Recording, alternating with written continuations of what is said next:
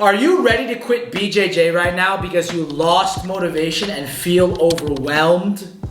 I tried it 3 times in my life. Yeah. It hurt. It freaking hurt. If the answer is yes, don't worry. After coaching over 300 plus people, both online and in person, I can say that there's a crap ton of people who've been where you are right now. Even for myself, I wasted so much time and energy on the first few years of my journey on drilling techniques. I let go, grab my own foot, squeeze the triangle here. That I tried to use in live rounds with very little success, and then I'd go back to making the same mistakes over and over again.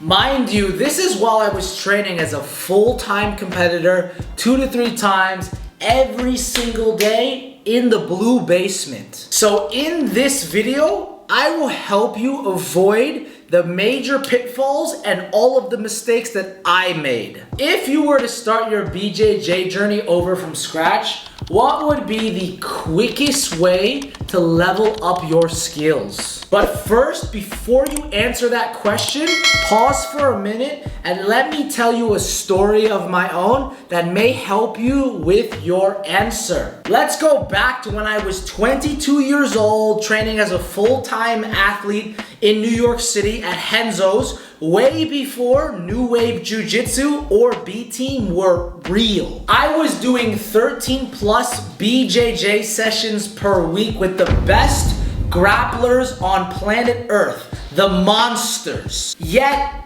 I was way below average. I lost the vast majority of my competitions and I couldn't teach for shit. How was this possible when I was pouring my heart and soul into every single training session, getting a lot, and I mean a lot of volume per week, while working and commuting 3+ hours back and forth every single day on the dirty, loud New York City subway, all the way from Manhattan to Queens. And on my long commutes back, I would think I'm such a freaking loser, and it really made me question the path in life that I had chosen post-graduation. Looking back, this was my fault because my results reflected the level of understanding I had of grappling at the time. Turns out how you perceive grappling really plays a giant impact on your progress moving forward, both short-term and long-term. Because it lets the actor perceive that people know what chests are. We've been seeing chests our whole lives. So It's very easy for us to have a relationship with that direct information. Mm-hmm. Just ask some of my online students.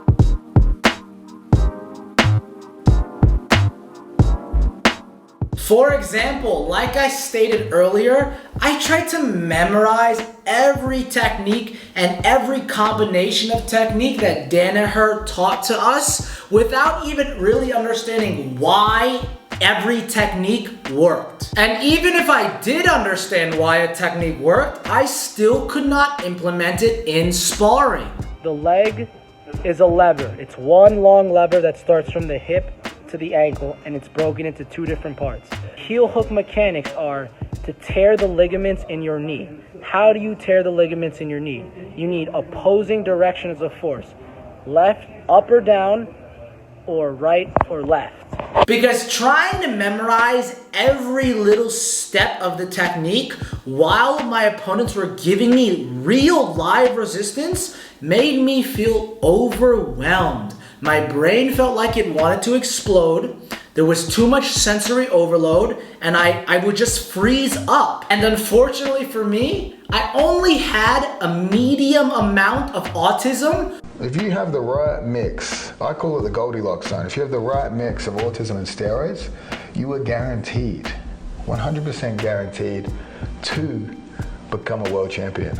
So memorizing techniques were not that effective. But perhaps if I had world-class tism, you know, sometimes you catch a boy in the neighborhood or something, got a little bit of autism, you know, the tism. Maybe, just maybe, my results would have been better. After I moved away from New York City, I was forced to learn jiu-jitsu a different way because I didn't have world-class training partners anymore. Just remember, all of you who like how I articulate information and coach, if you really suck at seated guard, you've bought Gordon Ryan's DVD and nothing is working, just focus on never letting the top player put you on your back. Become a brick fucking wall. That is a result of how I perceive the game of grappling right now. Looking back on my journey, if I had to apply the 80-20 rule and prioritize the one element that would increase your mat ROI the fastest, that would be to focus on how you perceive the game.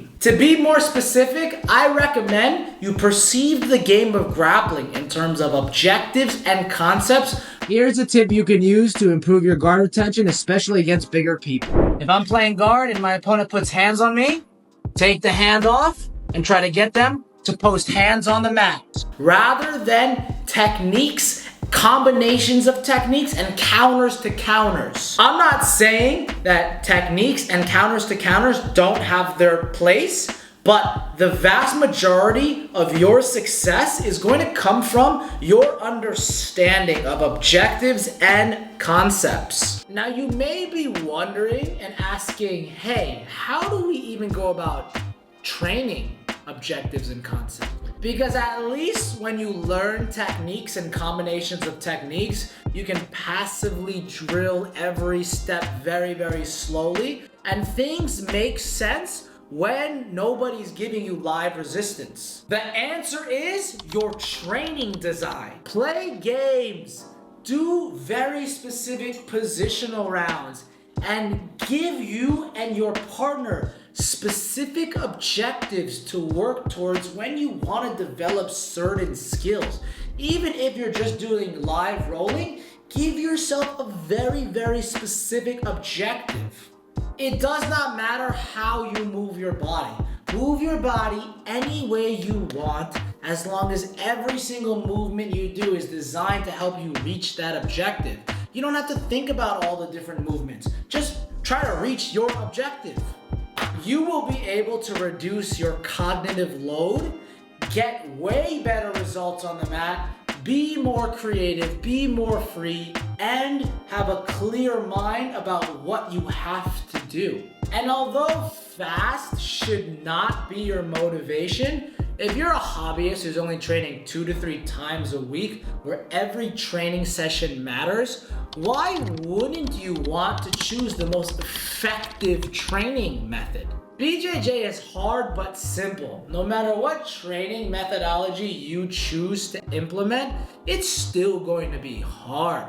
But why would you choose a training methodology that adds complexity on top of that as well?